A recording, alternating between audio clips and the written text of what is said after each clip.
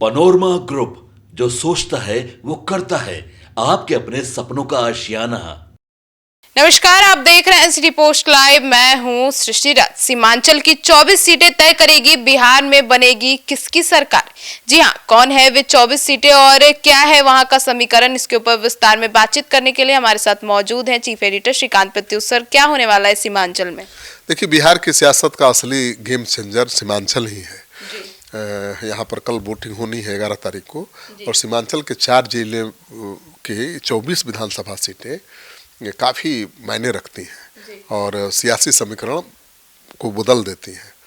11 नवंबर को दूसरे चरण में जब यहाँ मतदान होगा तो सिर्फ वोट नहीं, बिहार की अगली सरकार की नींव भी पड़ेगी। मतलब यही 24 सीटें तय करेगी कि बिहार में किसकी सरकार बनेगी। और सीमांचल की 24 सीटों पर बिहार विधानसभा चुनाव 2025 में बीजेपी, जेडीयू, आरजेडी महागठबंधन और एमआईएम के बीच तो मुकाबला है ही, जन सुराज भी मजबूती से सीमांचल में दिखाई दे रहा है, तो बड़ा उसका असर होगा। सर, तो मतलब ऐसे में एक सवाल उठता है कि सीमांचल में कल वोटिंग होनी है तो वहां होने वाला क्या है?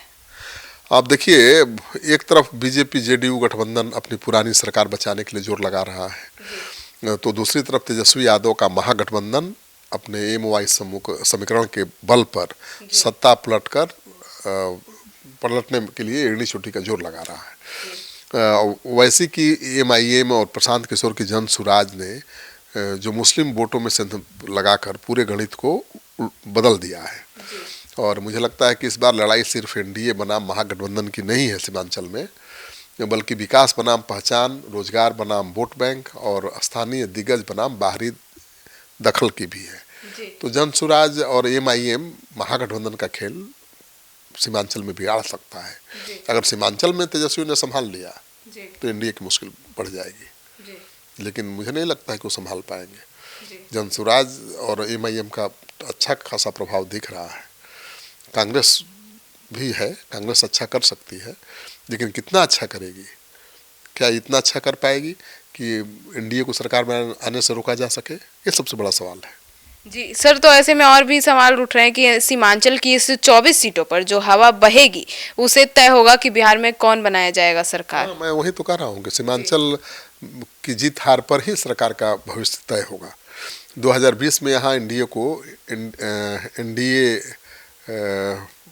12 सीटें मिली थी।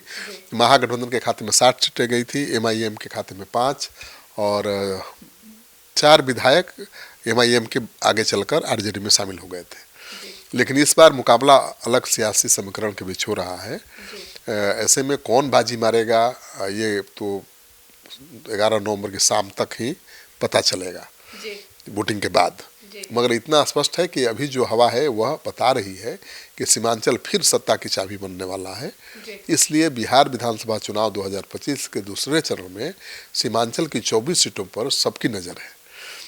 सबने एड़ी चोटी का जोर लगा दिया है, और 24 सीटों वाला पूर्णिया, कटिहार, अररिया और किशनगंज का यह इलाका हमेशा से सत्ता की गणित तय करने वाला रहा है।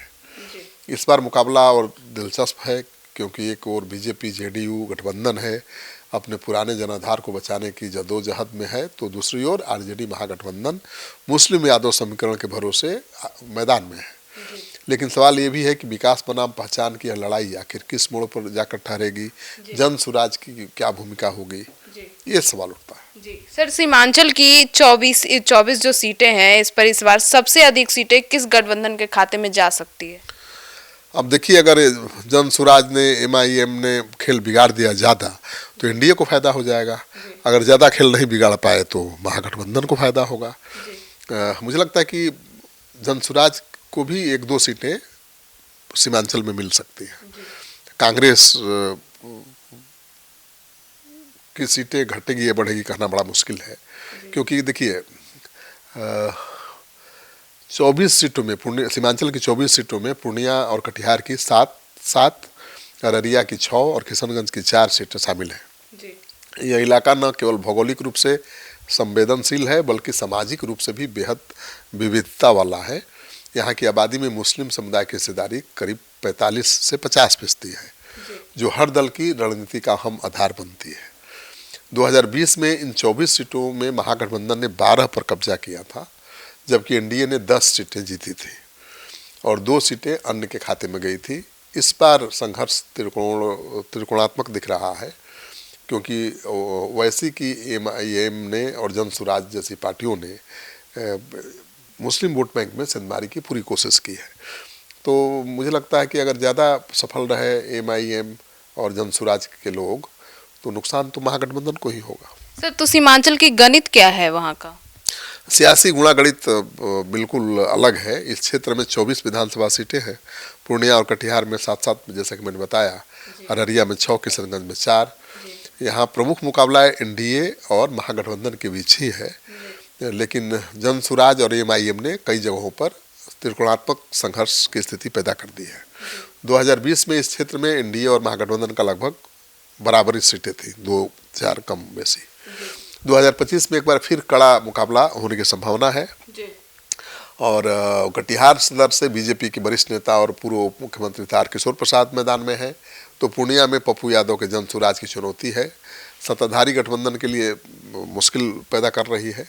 किशनगंज में आरजेडी एमआईएम के बीच मुकाबला दिलचस्प हो गया है, जबकि अररिया में मुस्लिम बहुल इलाकों में कांग्रेस और आरजेडी ने तालमेल से खेल साधने की कोशिश की है।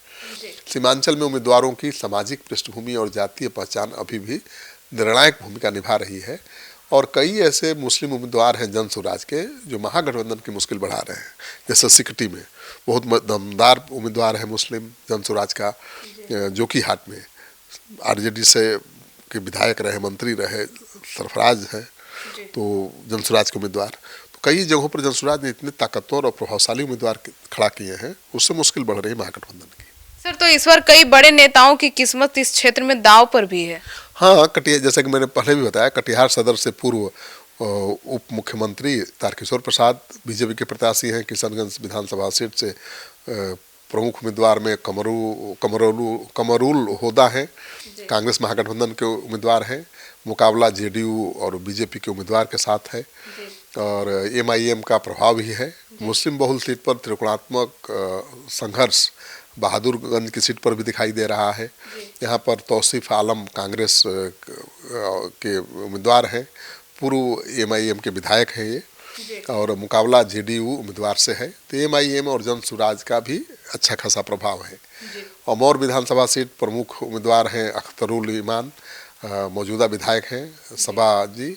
तो लड़ाई तो काफ़ी दिलचस्प है कोसी सीमांचल में, और मुझे लगता है कि इस बार जन स्वराज और ओवैसी के कारण महागठबंधन की सीटें घट सकती हैं, एनडीए की सीटें बढ़ सकती हैं, या फिर महागठबंधन एनडीए बराबर सीटें जीत सकता है और 2-4 सीटें एमआईएम और जन स्वराज के खाते में भी जा सकती हैं। तो बड़ा दिलचस्प है कोसी सीमांचल का चुनाव इस बार। तो सुना आपने हमारे इस डिबेट को, तो कोसी सीमांचल को लेकर आपकी क्या राय है कमेंट सेक्शन में जरूर बताइएगा। धन्यवाद।